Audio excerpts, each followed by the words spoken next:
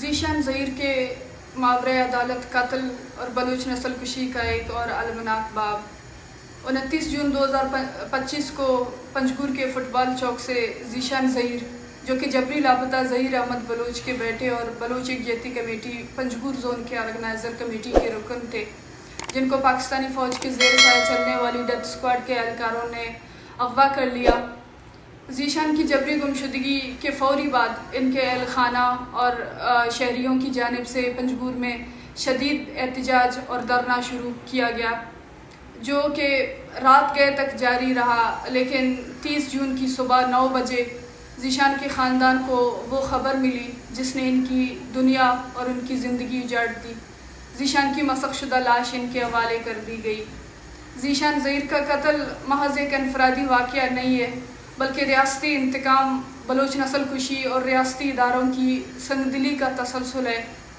ایک گھر جس کا سربراہ گزشتہ 10 سال سے لاپتہ ہے، اس کا اکلوتا بیٹا جو کہ اپنے باپ کی بازیابی کے لیے پرامن جدوجہد کر رہا تھا، اسے سفاکی سے قتل کر دینا ظلم کی وہ انتہا ہے جس کے آگے الفاظ بے بس ہیں۔ بلوچستان میں قانون کی عملداری کا کوئی وجود ہی نہیں ہے۔ یہاں ریاستی درندگی کے تحت روزانہ کی بنیاد پر نوجوانوں کو اغوا کر کے ان کی تشدد زدہ لاشیں ویرانوں میں پھینک دی جاتی ہیں۔ جنگل کا قانون نافذ کیا گیا ہے اور انسانوں کی زندگی، عزت اور ان کی آواز کو بے دردی سے کچلا جا رہا ہے۔ بلوچ یکجہتی کمیٹی اس ماورۂ عدالت قتل کی شدید مذمت کرتے ہوئے اعلان کرتی ہے کہ بلوچستان بھر میں شہید ذیشان ظہیر کی یاد میں دعائیہ تقاریب اور کل پنجگور سمیت بلوچستان کے مختلف علاقوں میں احتجاجی مظاہرے کیے جائیں گے۔